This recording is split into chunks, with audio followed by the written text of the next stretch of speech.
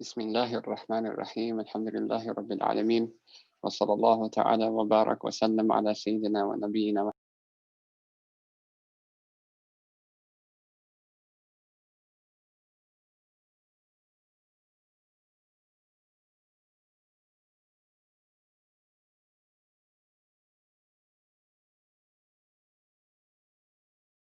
وتذكر والتذكير والنفع والانتفاع والإفادة والاستفادة والحث على التمسك بكتاب الله وسنة نبيه والدعاء إلى الهدى والدلالة على خير وكل ما نواه مشايخنا ابتغاء وجه الله وثوابه وقربه.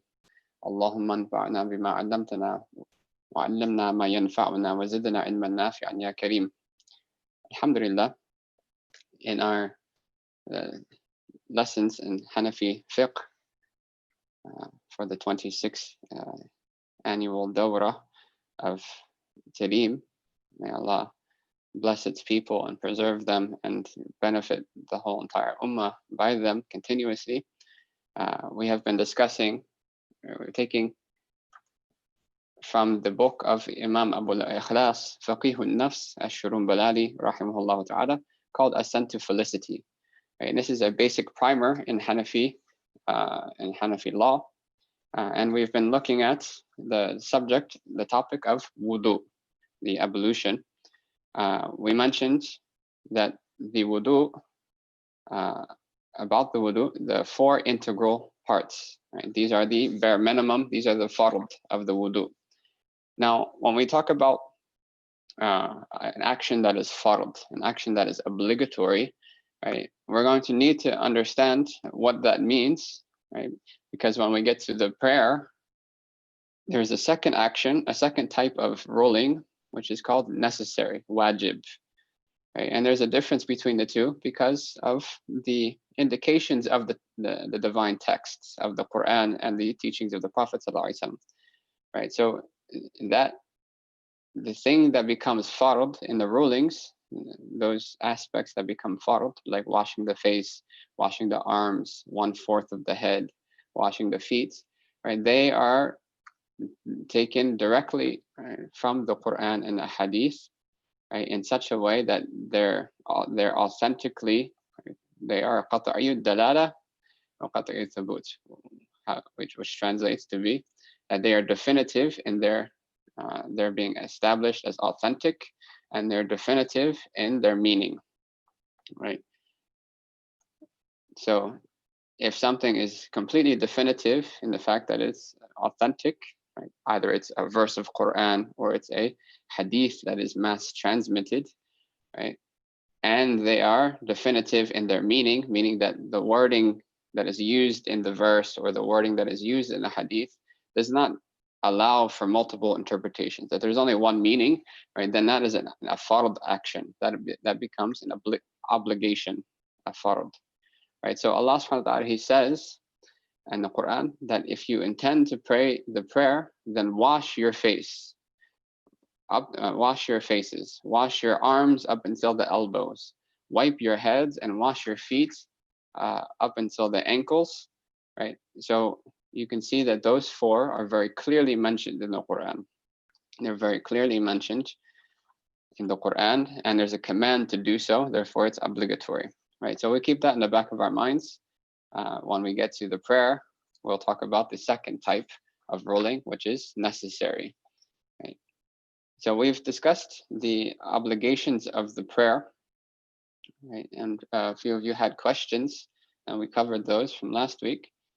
If anyone has questions this week, they can just write them, and then at the end of the class, inshallah ta'ala, we will take time to discuss those questions. So we've talked about the obligatory actions of the wudu being 4, washing the face, right? We mentioned the limits of the face, washing the arms up until including the elbows, wiping at least 1/4 of the hair from the hair that is above the ear, right? So if one wiped 1/4 above the ear on the side of their head, that would be sufficient, right? But it must be hair that is directly connected to the head, and it must be above the ear, right? So if a woman had long hair and she tied her hair above her head and she were to wipe on that top part, right? That would not suffice, because if she untied it, that hair would be below the ears, right? That hair is not directly attached to the head, right? And wiping and washing the feet up into and including the ankles. Then we mentioned 17 emphasized sunnahs of the Prophet sallallahu alaihi wasallam, and the idea of the sunnah is that the sunnah helps to complete the fard. Right? So anyone who does the sunnah, there's no doubt in whether they completed the fard. Right? So for instance, the obligation is to wash the face one time. Right? If a person only washed the face one time, right, there is some possibility, even though it's highly unlikely, that they missed the spot. Right? But if a person washed their face 3 times, there's no doubts that their face is completely washed. Right? So like that, all of the sunnahs, they complete the fard. Right? We talked about after that some etiquettes of the wudu, and these are what's called, they're also known as non-emphasized sunnahs. They are things that the Prophet ﷺ did, but occasionally he would leave, even though he did not have an excuse to do so. Right? These are rewarding if one does, but they're not sinful if one leaves. Okay, so we have reached what are called the makruhat of wudu. Makruhats are those things which are disliked, right? And an action that is disliked is one level below haram, right? So actions that are disliked, right, if they are done once or once or twice here and there, right, without excuse, then it's disliked, but it's not necessarily sinful. But if someone is constantly in the habit of doing these things, right, then one will become sinful for doing them, right? So the first one he mentions is wasting water, israf. Right? Now, wasting water in and of itself, right, is disliked, and that applies to making wudu. It also applies outside of making wudu, right? But if a person is wasting a little bit of water, right, the tap runs a little bit longer than one actually needed to, right, then it's somewhat disliked and it's not sinful, right? But if someone is making clear wastage, right, they're wasting, making obviously wasting beyond necessity, then it will become sinful.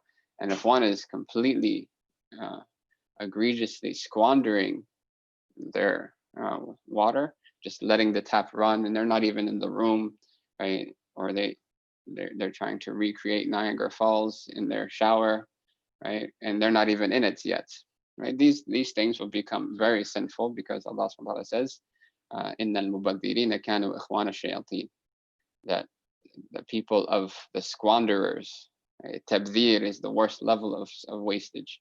The squanderers are the brethren of the devils, of the shaitan. Right? So wasting a little bit of water is somewhat disliked, but we should try to limit the amount of water that we use for the sake of for wudu to that which is necessary for us to finish the entire sunnah, or the wudu with the sunnahs. Right? Using too little water, right? He mentions is the next one. Using too little water when washing in wudu, right? So someone hears about wasting, right? So they decide to use tiny drops of water here and there to wash the face, right? That is also disliked, right? Because that might even lead to the wudu not even being valid, right? So one should take a moderate amount of water to wash their face, and the proof that they are using enough water is that the face would drip, or the limb would drip at least a little bit, right? If it's barely dripping at all, then one is not using enough water. Right? So using too little water. So, right, there's a level of moderation in between the two that we find in the Sunnah of the Prophet ﷺ. Number 3, striking or slapping the face with the water when washing it. Right. So, one washing one's face in wudu, right, or whatever limb, right, to throw the water at the face or to slap one's face, right, this is unbecoming of the dignity that a believer should uphold, right? And sometimes you see children doing this, right, and they should be taught. And many times the reason why people do this is because they're rushing, right? And wudu is not something to just rush through, right? And many of the scholars, including Imam al-Khadimi and others, they mentioned that if one really wants to have presence of heart in the prayer, then it starts from the wudu, to have presence of heart when making the wudu. So to take your time and to deliberately do the actions of wudu, right, with presence of heart, remembering Allah, washing the face, right, methodically, and following the sunnahs, right, the prayer, right, will be much more profound and much greater after that than a wudu that is just rushed and someone gets to the prayer, right, rushing. Number 4, he says, speaking during wudu other than making supplication, right? So speaking worldly speech during the wudu is disliked. If it's just a quick yes or no or something, right, or there's or it's something that's important, right, then it's not, there's no dislike involved. But if someone is, because speaking goes against that presence of heart, because wudu is an act of worship in and of itself, right? So just like any other act of worship, it demands that our hearts be focused on Allah subhanahu wa ta'ala, right? So a yes or no just to quickly answer a question, that's not against that, but to have a full conversation while making wudu, this is disliked. And the Prophet ﷺ, even people would come and give him salam, and he would wait until he finished the entire wudu, and then he would reply. Number 5, having someone else assist one in wudu without a valid excuse. We mentioned before in the sunnahs, when discussing the emphasized sunnahs, that to do the whole entire wudu by oneself, not to take help from anyone else. Sorry, in the etiquettes of wudu. If one needs assistance, for instance, right, someone needs another person to pour, or someone is sick and in the hospital, right, they have a cast on, so they need someone else to help them wash their feet, then there's nothing wrong with that. Right, so those are valid excuses, right? Okay, cool. Right, so after that, he discusses that who is it obligatory to perform wudu? Right? Who is the obligation of performing wudu fall upon? Right, so he says the legal reason for performing wudu is the desire to do that which is not permissible except in the state of wudu, such as ritual prayer, salat, or touching a copy of the Quran. Or the legal reason could also be the divine command being directed to someone due to the near expiration of the prayer time. Okay, so what is the reason why wudu is obligatory? Right, wudu is obligatory for one to do if one wants to do something that is not allowed unless one has wudu. Right, so what are examples of something that's not allowed if one does not have wudu? Prayer. So if one wants to pray, or if one, right, it's obligatory to pray, right? So in order and one cannot pray without wudu, so then it will be obligatory for them to make wudu. Right? One wants to touch the Quran, a copy of the Quran, the mushaf, right? And it's not allowed unless you have wudu, then one would have to make wudu. Right? But this applies to the following people. So he says the conditions of being legally responsible to perform the wudu are the following. So legal responsibility, taklif, it only falls on these people in regards to the prayer and wudu. So one, it's a Muslim, right? So a non-Muslim does not have to make wudu because, according to the majority position, that non-Muslims are not accountable for the branches of the sacred law. They are accountable for the foundation of the sacred law, which is belief first and foremost. After they believe, then the rest of the rulings become upon their responsibility. Number 2, puberty. Right, so children, right, it is not obligatory for them to pray, therefore it's not obligatory for them to make wudu, right? But children should be taught how to make wudu from a young age. And the Prophet said that command your children to pray when they are 7 and discipline them for leaving it when they are 10. Right? And the scholars, they mentioned that this is not restricted just to the prayer. This is not restricted just to the prayer. So that the child from the age of 7, right, sometimes even earlier, right, but at least from the age of 7 should start being introduced into these different acts of worship, amongst them wudu. Right, so if the child is learning how to read the Quran, right? They should be encouraged to make wudu before touching the Quran, right? But even though some scholars have allowed for the child that the rulings be more relaxed, because children, they break the wudu and no one knows. So they're not going to confess every single time that they broke the wudu. Okay, so number 3, sanity, right? If someone has lost their sanity, then they're not morally responsible in the law.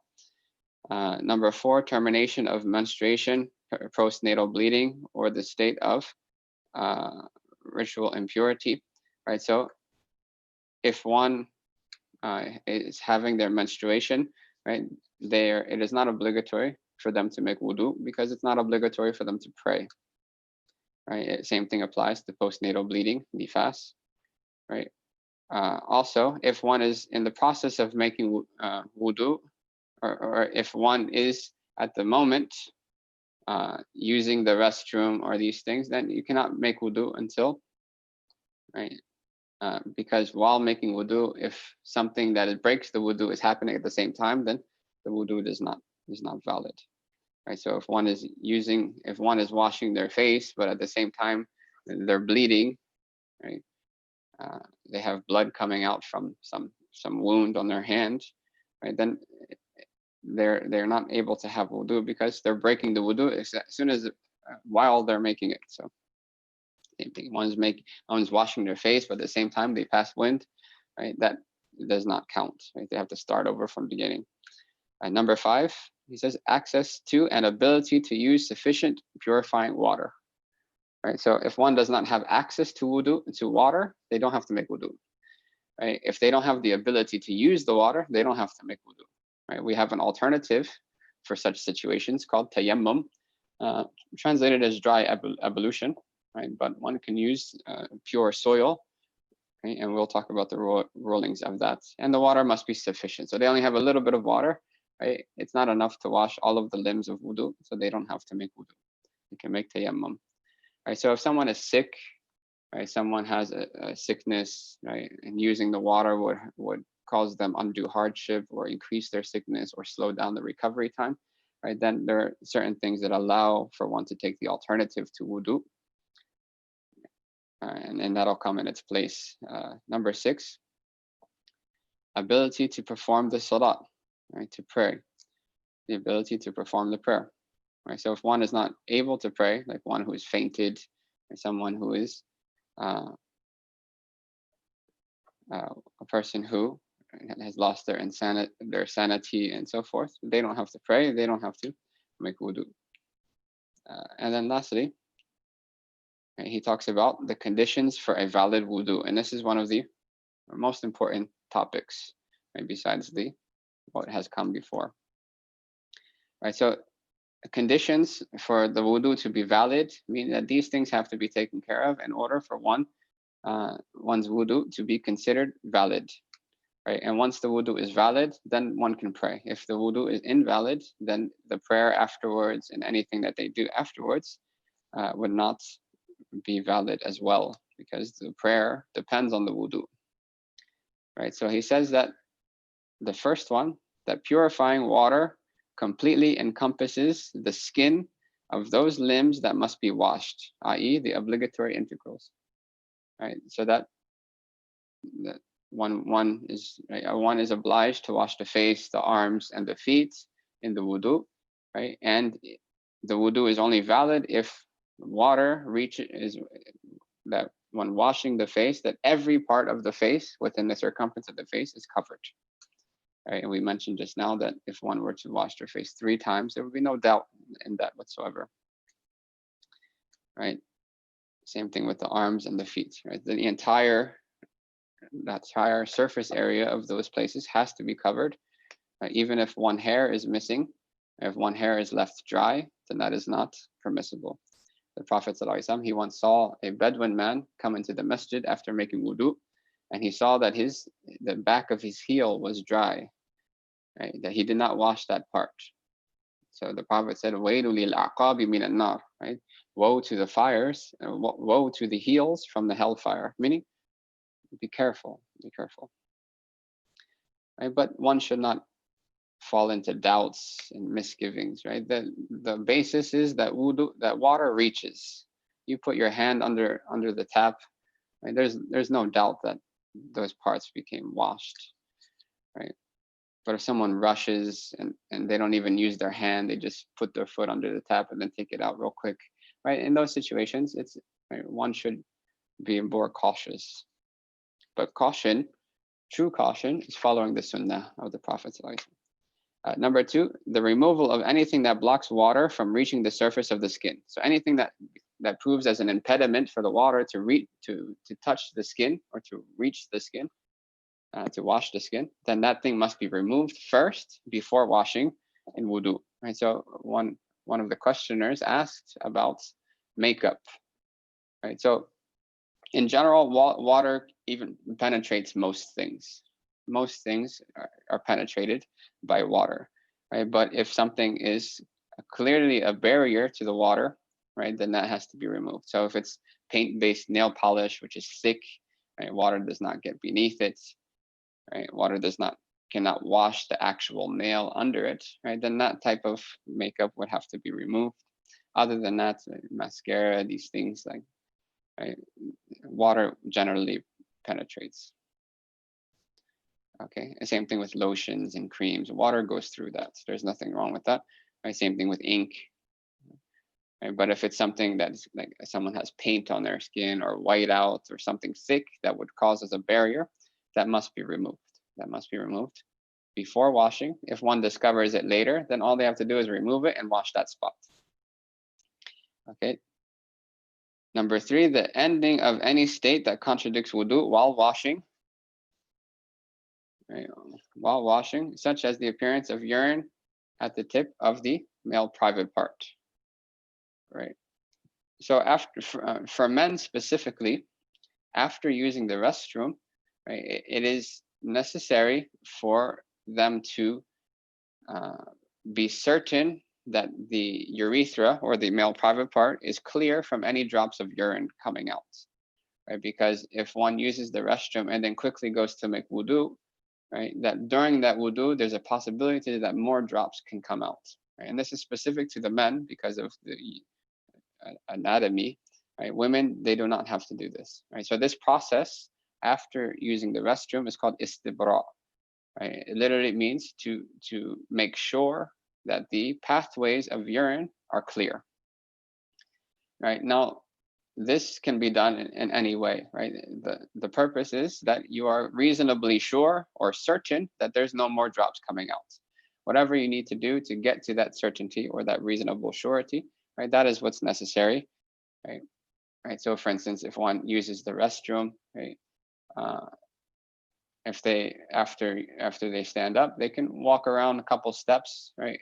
Until they are reasonably sure that there's no more drops left. Right, or they can cough, or right, or stretch their legs, or whatever they may be doing. Right, the point is not what to do, but the point is achieving that reasonable surety that there is no more drops to come. Right, and at that point, then it is permissible to start the wudu. Right, until one is reasonably sure, they're not allowed to start the wudu. Right, so if there's strong possibility that more drops are coming, still exist, it's not permissible to start the wudu. Right? Right? But this is specific to the men. And the Prophet said, "Istanzihu min al-bawl, finna ammat adab al-qabri minhu." That be careful of drops of urine, because majority of the punishment of the grave is because of that. But at the same time, one should not allow themselves to fall into doubts and misgivings and what ifs and conjecture, right? Because that is baseless in the religion. Right? The goal is reasonable surety. It is not sunnah to check every 10 minutes, right? It is not sunnah to have to walk 100 steps or this many steps, right? That becomes unduly hard on people, right? That somebody uses the restroom and they won't make wudu until 2 hours later just so they can be certain. No, reasonable surety is not that difficult, right? It's not that difficult, right? And it's one does not have to check. One does not have to constantly, right, while making wudu, keep checking. After the prayer, check. During the prayer, check. That is not obligatory, right? And that would be sinful if it causes one to go to fall into waswasa, right? Misgivings. Reasonable surety, right? Walk around a few paces, right? Should be sufficient, right? Then make wudu. Okay. So he says,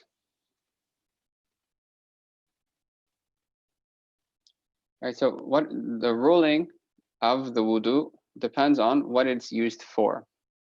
Right? The ruling of the wudu is what it's used for. So there are, so wudu can be obligatory for a person to do, right? So for instance, you want to pray Fajr, right? So in order for you to pray Fajr, which is obligatory, you have to make wudu. So it is obligatory to make the wudu. Right? And I'm kind of just brushing over this, just for the sake of time. Right, so he says that there are three categories of wudu. One is obligatory, right? There is wudu that is obligatory, mandatory, and that which is recommended. Right, so it is obligatory, fard, right, when a person is in a state of minor ritual impurity and intends to do any of the following. The first one, to pray the prayer. The second one, the prostration of recitation. Right, so there are 19 verses in the Quran that have a line under them or above them, that one is it's necessary to make a sajda for that, right? And that sajda, you have to have the same conditions that you have for the prayer to be valid, right? So you have to be facing the qibla, you have to have wudu, you have to have your certain portion of your body covered, the minimum portion. Number three, touching the verses of the Quran. Right, touching a verse of the Quran or the Quran itself. Right, so if something is Quran, right, it is a text specifically for the Quran, the entire text cannot be touched without wudu. Right. The exception to that is that if one has a barrier, has a cover on that mushaf that is not attached to the cloth. Right. So for instance, you have this book, right? If the book has a cover, a sleeve, if I back up, if the sleeve attaches to the book, such that if you open the book, the sleeve comes with it, right? That's considered an attached barrier. Even that you can't touch without wudu, right? But if it's something that is external, that's completely outward, right? Then and that is considered a barrier, and you're allowed to move to touch the Quran if when necessary, if the barrier is unattached to the actual text itself, to the mushaf. Right, so this is important. Somebody, right, has, right, they have a mushaf, they need to move from one place to another. Instead of having to go make wudu, they can just take a cloth or anything respectable and grab it and move it, right, using the barrier. If there are verses of Quran in a book that is not the Quran, right, so verses of Quran are quoted in a book that you're reading and the Arabic is there, right, it is not permissible to touch the actual Arabic words without wudu, and to touch the actual Arabic without wudu. Right? And that applies to anything, like for instance, someone has a drawing or a painting of calligraphy, right? And to touch the actual verse is not permissible without wudu. Okay, so those are obligatory, to have wudu in order to pray, to prostrate for recitation, or to touch the actual Quran. Number two, the necessary or wajib wudu is when a person is in a state of minor ritual impurity and intends to perform the tawaf around the Kaaba. So it is wajib, right? And we'll talk later about what's the difference between fard and wajib. We already mentioned that the fard is that which is definitive in its authenticity and in its meaning. Its meaning doesn't have multiple possibilities of interpretation, right? That is fard. But if it is not definitively authentic, or there are more possible ways to interpret, then it's considered wajib. It's less than fard, because we can only say that which is fard, that which Allah says it's fard. Anything that has even some speculation in it would be considered wajib. Right? And these are words that were used over the centuries as well. Right, so to perform the tawaf around the Kaaba, right, or touching a book of Quranic exegesis, the tafsir. Right, this is interesting. So if the tafsir, if you have a tafsir and it quotes verses of Quran here and there, right, then the same ruling would apply. That if majority of the book is, for instance, in English, or majority of it is not Quran, but Quran is quoted here and there, right, then it's permissible to touch the book without wudu, but not the actual verse of the Quran. But if it's a tafsir that has a page of Quran inside as an insert, right, and then around it is the tafsir, then that's the same as that would be the same as the Quran. It cannot be touched without wudu. Right, and then there are times when wudu is recommended, right, and these are important. These are very important. Right, he says that it's recommended when touching any book of religious significance. Right, so someone is learning, right, Ascent to Felicity.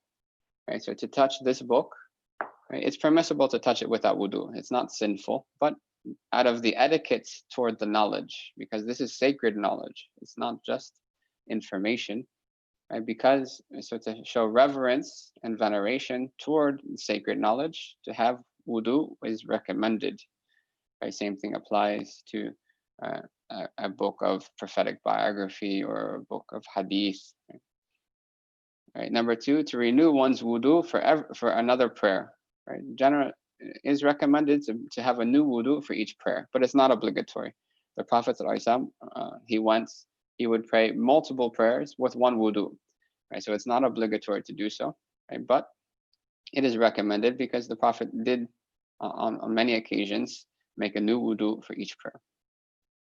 Number 3, to avoid disagreement of the scholars of other schools of thought, such as after having touched a woman or one's private parts. Right, so in other schools, when they talk about that which breaks your wudu, that which causes you to be in a state of minor ritual impurity, there are some difference of opinion because, as we mentioned, some of the text of the Quran and some of the hadith of the Prophet allow for multiple interpretations, and the Sahaba themselves they interpreted things differently and they differed, and there's nothing wrong with that difference of opinion as long as it comes forth from an authorized scholar, right? But what is recommended from us as slaves is to try our best to fulfill our responsibilities to Allah subhanahu wa ta'ala in a way that we are certain that it's right, right? That we are certain that it's right. Right, so if there's any way that we can do something to where it will be valid in all of the schools, then that's recommended to do. Right, so in the Hanafi school, right, touching a non-relative woman does not break the wudu because the verses allow for multiple interpretations.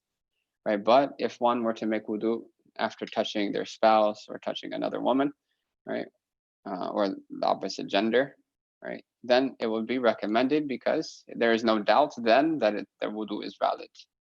Right? Even though in the Hanafi school, the wudu is certainly valid, right? But just out of respect for those other valid opinions. Right? And that applies to, especially if someone is the imam and they're leading a congregation and there's people who follow different schools behind them praying, and then it is even more so recommended to keep in mind the rulings of their prayer. Number 4, to go to sleep with wudu, right? To make wudu before sleeping. The Prophet he said that when you go to lay down to sleep, then make your wudu like you would make for salat, right? And then he gave some du'as to say. Right? Imam al-Ghazali, rahimahullah, in the beginning of guidance, he mentions a few virtues of going to sleep in the state of wudu. Right? Because wudu, that state of purity, right, attracts the angels, it attracts the divine pleasure of Allah subhanahu wa ta'ala. To constantly be in a state of purity, right, is recommended. And it protects one from shaitan and the jinn as well. Right? Number 5, after waking up from sleep, right, and this goes back to constantly keeping oneself in a state of purity, was the sunnah of the Prophet ﷺ and some of the elite of the Sahaba. After doing any sin, right? So if you, after backbiting or after lying or doing any sin, right, it is recommended to do wudu, because the wudu expiates for small sins. There's a misconception that many people are taught when they're young, that if you lie, your wudu breaks. If you backbite, your wudu breaks, right? This is legally, this has no basis, right? There's the things that break the wudu, right, have a specific legal reason, and that does not apply to lying or backbiting, right? But it is recommended because of the sin, right? But generally, parents would use this as a way to get their kids to make wudu, right? Or to get their kids to stop lying or to stop backbiting or whatever, right? And it's not sound legally, right? So if one lies and then prays salat, the salat is valid. And then number 7, after laughing out loud outside of the prayer, right? And this is not necessarily applicable, right? Laughing in the prayer out loud breaks the wudu. Laughing outside of the prayer, right? If it's if one is in a state of complete heedlessness and they're completely oblivious to being conscious of Allah and Allah is watching them, right? Then it falls under the general encouragement of renewing one's wudu to keep oneself's heart present with Allah subhanahu wa ta'ala. Right? So it doesn't really apply to laughing only. Okay? And if one did not do it, it's not sinful. Okay. So if there are any questions on that, because the next topic is slightly different and very important. So we want to really focus on that. And anyone has any questions from anything that we've done before, we can take them now so that we can start the next topic with a clear mind.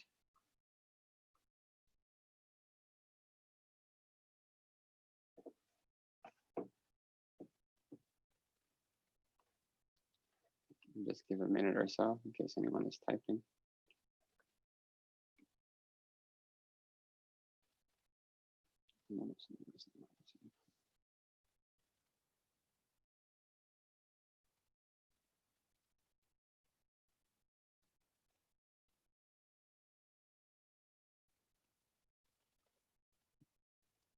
Okay, so we'll continue.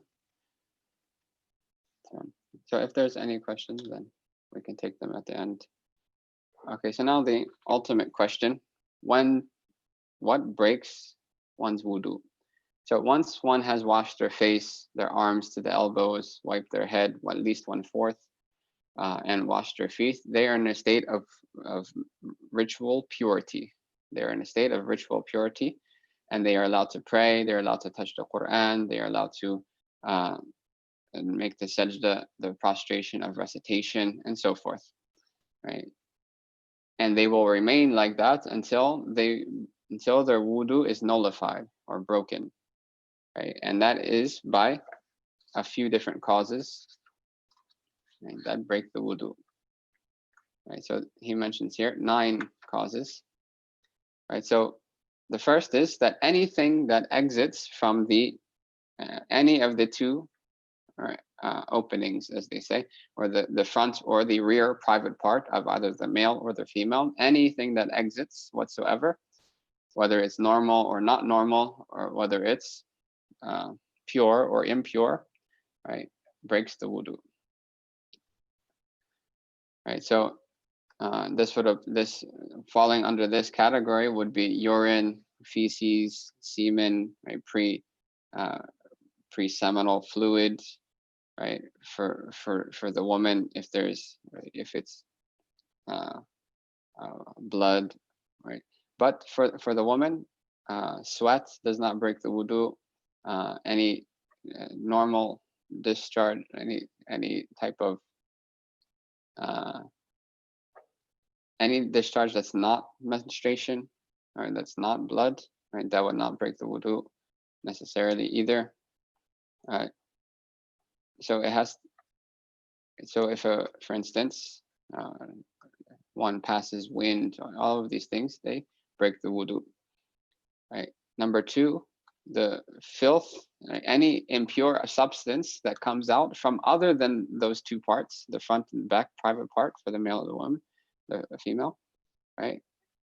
It comes out from any other place of the body, right? But there are conditions, right? So if something comes out from, for instance, you have a wound on your hand, right? And something comes out of your hand, blood or pus, right? Comes out of your hand. Then if the thing that comes out is impure, like blood or pus, right? And second, it comes out such that it flows to a different part of the body, right? It doesn't, and so it comes out, right? And then it moves to a spot other than the exit point. And then their wudu is considered broken. Right? So if one had a wound here and blood started to come out on the spot that the wound is, and started to raise up high, but never moved to either side and never flowed to a different place, they are still in the state of wudu. The wudu is not broken, right? Because the only thing that breaks wudu is flowing blood, and blood is only considered to be flowing if it moves from its original place of exit to another part of the body. And that's important because if someone has a small pimple or something, right, and it pops, but it stays in its place, the wudu is fine.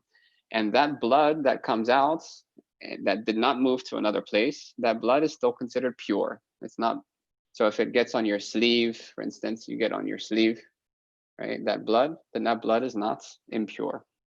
Right? It is not impure.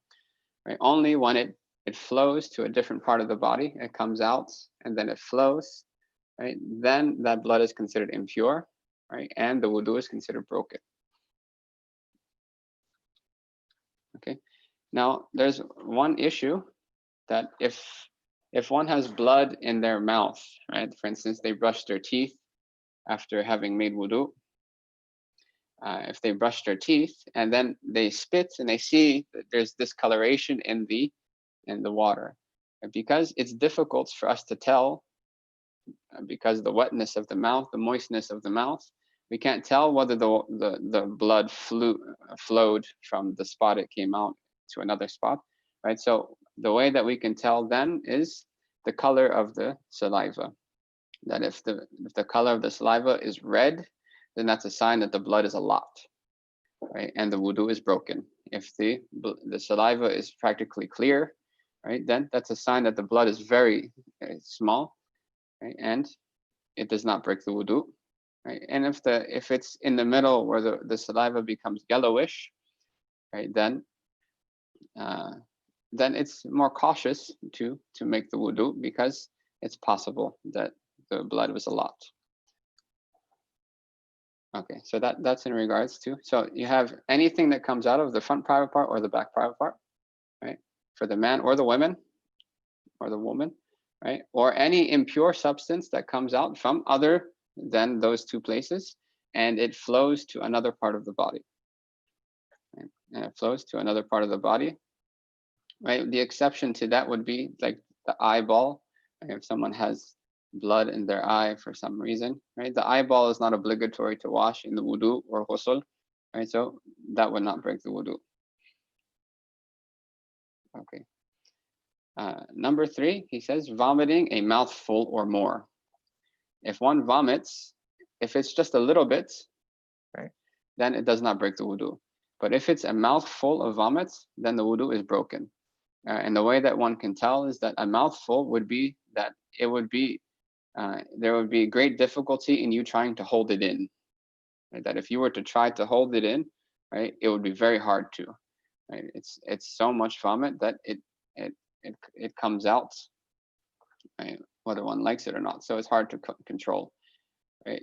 Now, if one vomits a little bit, right, and then an hour later a little bit more, and then an hour later a little bit more, right, then if the cause of that vomit was one, right, for instance, one had food poisoning, right, so they made wudu and they prayed dhuhr, right, but then they vomited a small amount, maybe a quarter of the mouthful, right, wudu is not broken, right. Then they vomited again for the same exact reason, because of the food poisoning, another quarter, and then again another quarter, and then another quarter, right? If we were to combine all of that together, would it be, if one would consider that that would end up being a mouthful, then the wudu would finally break once that last quarter is done, right? Because they all go back to the same reason, right? But if there's multiple different reasons, right, then they are not added together, right? So one vomited first because they smelled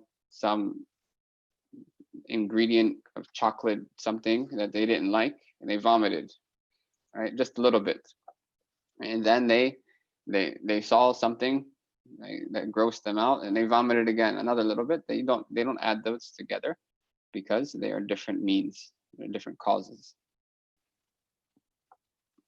Okay, number 4 is a very common one and very important to really understand properly. All of this is important, but these are very, these have great implications in our day-to-day life. Sleeping, right? So sleeping in and of itself, right, does not break the wudu, right? What breaks the wudu is that if one's backside is not firmly planted on the ground, right, then when one sleeps, the muscles become loosened, and the possibility of one passing wind becomes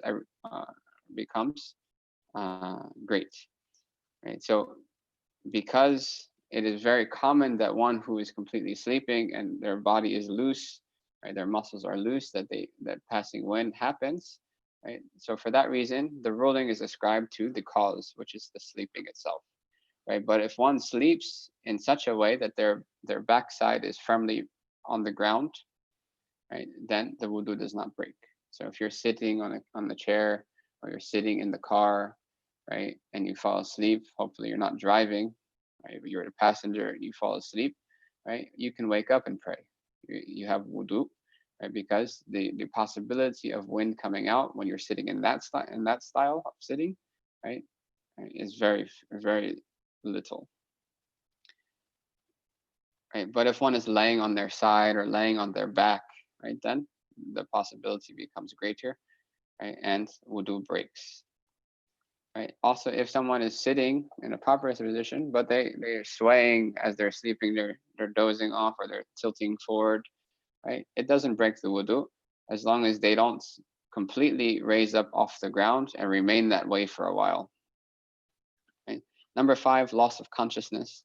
Right. Someone faints, or right. Number 6, well, someone loses their sanity. Number 7, if one becomes drunk or intoxicated. Right. Number 8, laughing out loud in the prayer, if done by an adult, right, and it must be a full prayer. It must be a prayer that has a ruku and a sajda. Right. And so if one laughed in the janazah prayer, it does not break the wudu, right? Because the hadith about laughing in the prayer, right, is a hadith that the wisdom behind it is not understood. Right. So, and whenever that happens, right, we only limit the ruling to the exact situation of the hadith. Right. So the Sahaba, a man walked in the masjid and he fell into a hole. And while they were praying, the Sahaba laughed out loud. So the Prophet said that whoever laughed amongst you, let them go, make wudu, come back and repeat their prayer. Right. So in that situation, they are adult men. Right. They're adults. Sorry, it wasn't just men. Right, they were adults. They were praying the prayer and they laughed out loud. Right. So if those conditions are there, then one has to make. And laughing out loud means that the person, if there were someone standing next to you, they could have heard the sound. Right. Just merely smiling or it does not break the prayer. Okay, so we'll take some questions. Okay, so one question is, if you follow the Shafi'i school, the Shafi'i madhab, is there a benefit in watching Hanafi fiqh? Right, second question, sorry, that's the first one. If one is from a different school, then the priority for that person would be to make firm their understanding and their knowledge of the basics of their own school first, right? Before going into learning other schools. But there is benefit in learning other schools as well, right? As we mentioned, right, one of the recommended things of wudu, right, is that one uh, avoids difference of opinion from other schools, right? And if one doesn't know about any other opinions of other schools, they can't do that, right? Secondly, it is beneficial to learn other schools after having made one's own school firm, because if one has extenuating circumstances or something is extremely difficult, right? Sometimes a dispensation can be given from another school, right? But that is not to be taken, right, self-prescription, right? That is something that one would refer to a scholar about, right? And to take a legal ruling from an expert scholar, in that regard. To self-prescribe oneself an opinion from another school is not proper, right? And it could cause more harm then, right? Because maybe they didn't understand that properly. Maybe it's not really like that in that other school. Maybe there's conditions that are not mentioned in small text, or they're mentioned in larger text. Okay. Second question from YouTube.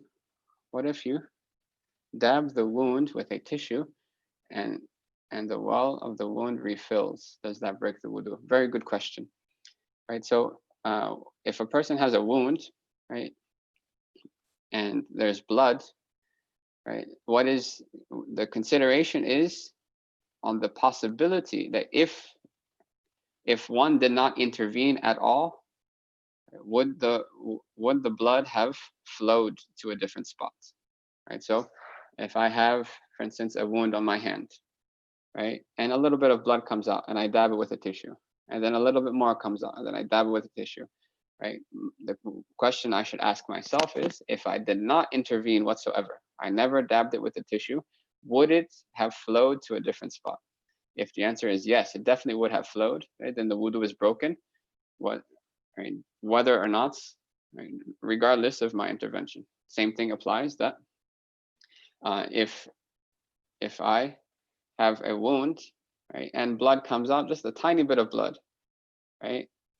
But then I squeeze and I squeeze and I squeeze and I squeeze and I get more to come out, right? If I had not intervened whatsoever, the blood would not have flowed, right? So even if I, so my intervention is not, it doesn't matter, right? Would it have flowed had I not intervened? If yes, then the wudu is broken. If not, then the wudu is intact.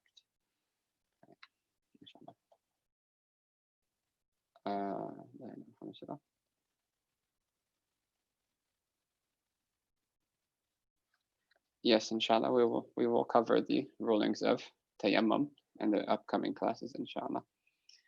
How are we on time? Okay, we have about 8 minutes left. We have another question. So, well, if there are questions, just let's take them now, because we finished the section on wudu, and we really want to that everyone understands this before we go into ghusl. Can you define exactly what level of sleep is included? I understand only light sleep is covered by what you mentioned, such that they are conscious of surroundings, right? Or is deep sleep covered by this?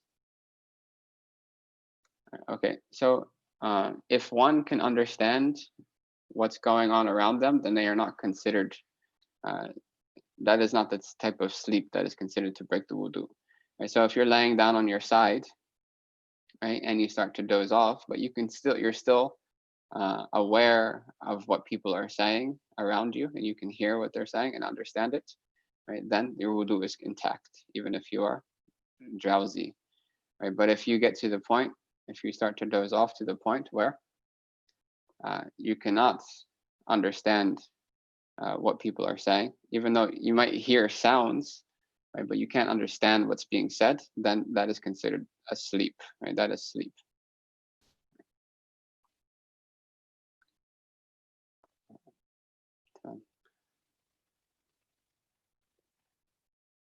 Any other questions, either here or from the YouTube stream?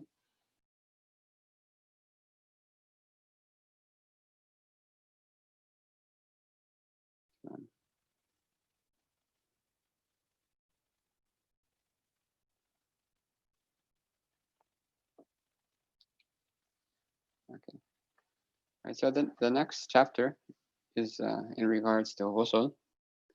Right? And one thing that we want to make clear is that there are certain aspects of especially the chapter of purification where people fall into what's called waswasa, right? Doubts and misgivings, right? And some people that it becomes so extreme that it becomes almost impossible for them to make wudu and to pray.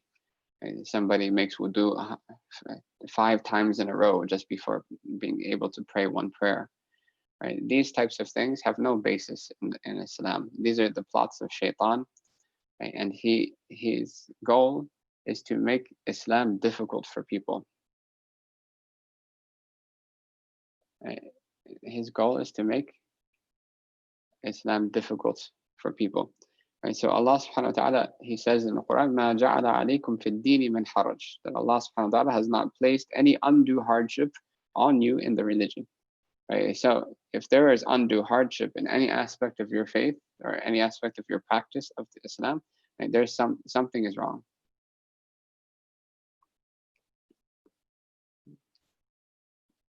Everything's muted, Sayyidi.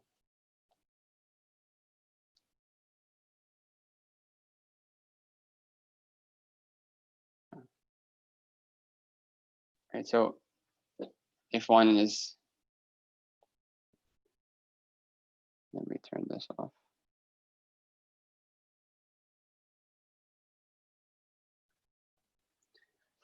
If one is having difficulties in making wudu and these things, then most likely it's because of a lack of knowledge. Right? And this usually happens in wudu, in ghusl, and when it comes to impurities. Right? So if there are any questions on this, if anyone is having difficulty with this, then please speak up, because this is something that will really block someone from benefiting from their faith and will really put someone into a very difficult situation. Many people have even left Islam because it takes them 2 hours to pray one prayer, and they can't do it anymore. They burn out, and they've even left practicing their faith. And it wasn't because of the faith. It was because of a lack of knowledge and them giving in to the whispers of shaitan. Right, so I just want to let everyone know that the doors are open for questions, especially if it's in regards to that. Inshallah, next class we will continue from ghusl, and then we will talk about the dry ablution before we enter into the prayer. Right? So there's a few aspects after that, actually, before entering into the prayer. Our goal is to finish the chapter of purification, right, and the chapter of prayer. So we might need to move a little faster, but if there's any questions, then please stop me when necessary. وصلى الله تعالى على سيدنا ومولانا محمد وعلى آله وصحبه وسلم والحمد لله رب العالمين. جزاكم الله خيرا. السلام عليكم ورحمة الله وبركاته.